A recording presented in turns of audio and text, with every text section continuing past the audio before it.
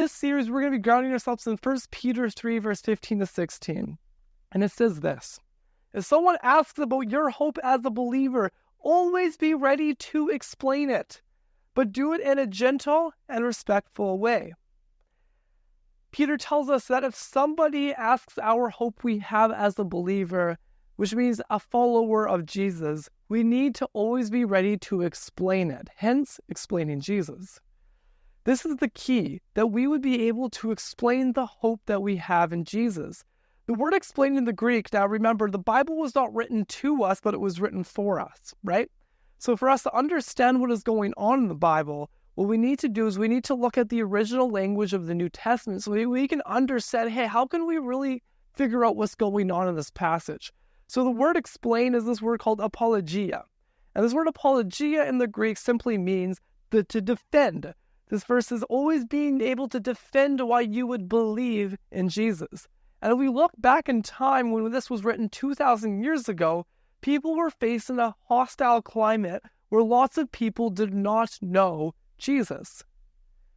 So Peter is writing to these people who are saying, hey, you got to know what you're talking about. You need to know how to explain Jesus. You need to know how to defend Jesus, because these people just don't know. They're going to have questions. They're going to have pushback.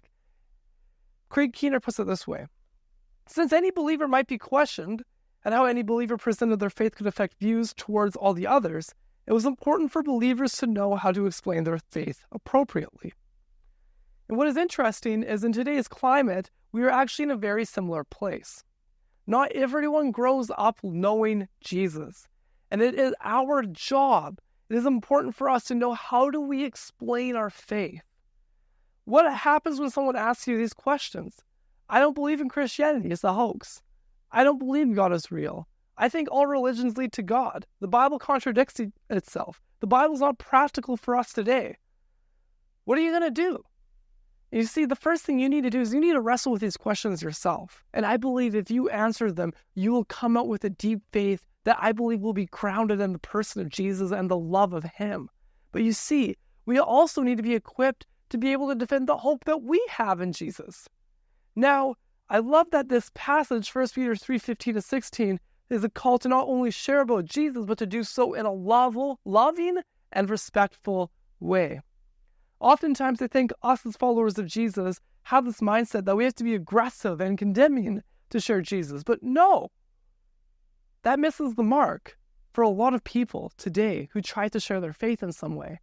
Peter says to do it in a gentle and respectful way. We need to share Jesus with love and kindness. And so for us today, this passage is beyond applicable.